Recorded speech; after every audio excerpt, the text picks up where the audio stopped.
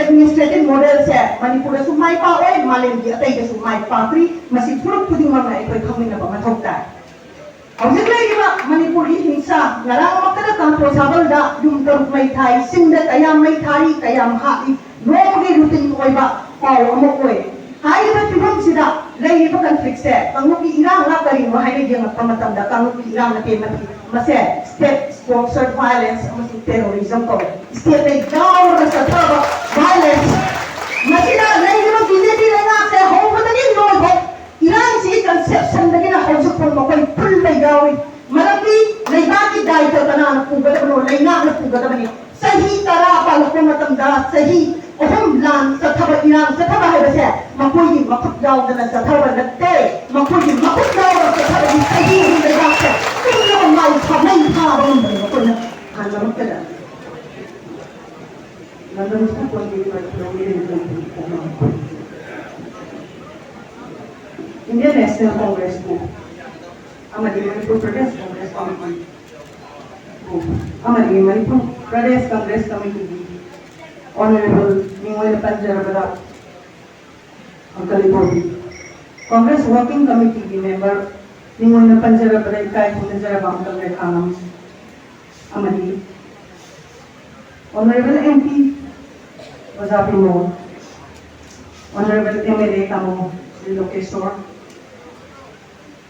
Honorable MLA Tamo Ranjit, Honorable MLA Tamo Bokin, Honorable MLA Surya Kumar, Isima Mirabai, Tamo Loken former President, respected Sri Tokshamenge ex-MP, City District Congress Committee, Yes Good Talk Congress Committee, yang tidak berbahaya naman Lai Guru isang inaw ibang ipuama ngayon pa kinipong na makin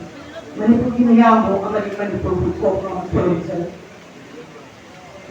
Indian National Congress po ang MPCCB lalo na ba leaders ang ahan naman singa ay hapo Congress Party na yaw dyan na bagi-ayabo pinabigya sumung sina tara o pibagi hay nga na ito mga provincial Nasigi Manipur si Mangda Tariba, ito puna ki Mangda Tariba si Manipur.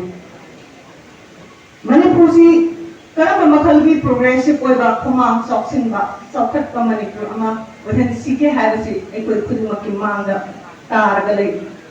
Masi karam hay na may pa sige hay Tariba di Manipur sa Tariba amasung India hay ba.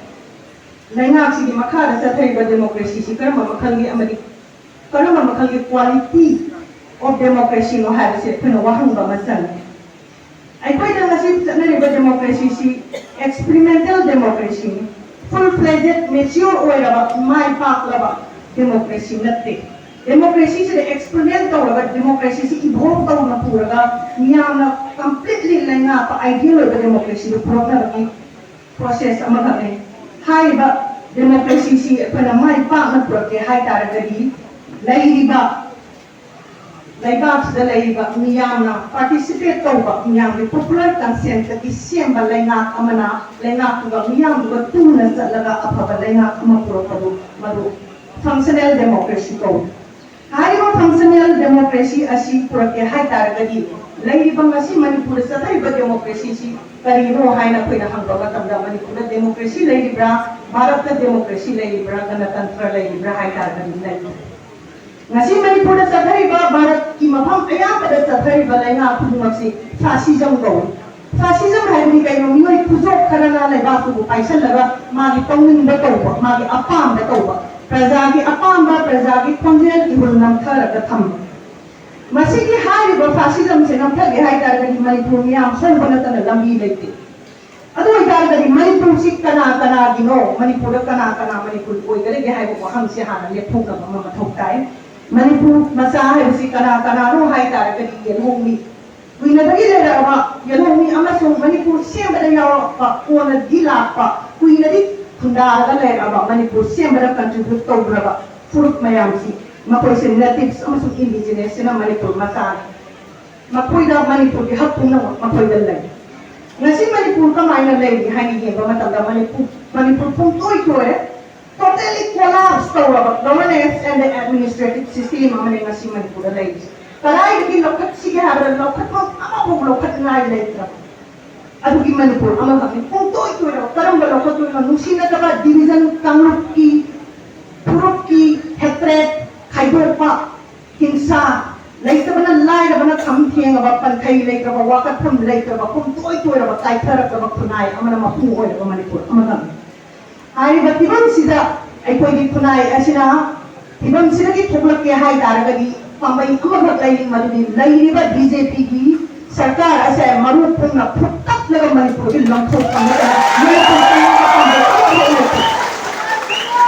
BJP marupung na patpangambat party ni Congress matandali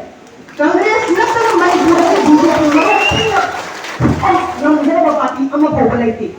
aduna lady ba tibang sida community based or administrative model mayam ama kamuk sina inhala improve mayam sina ay mo model sina ay improve pati sapat na ba ay improve pati sapat na bahay na ay improve pati sapat siya talaga ni ay loy bahay ba masih ko na proof kasi kamna ada ba ni pulang sapat na tar sapat ni na gani pulang hin na gani ay thanda sapat ke hai talaga ni ay suyam tumbaga leba si pulang pang na ga amat tagi ko na nito ki put leba si ta kini kamuk na ga community based administrative model se Manipur sumai pa oi malengi atai ke sumai pa pri masih puruk puding mana ikoi kami na ba mathokta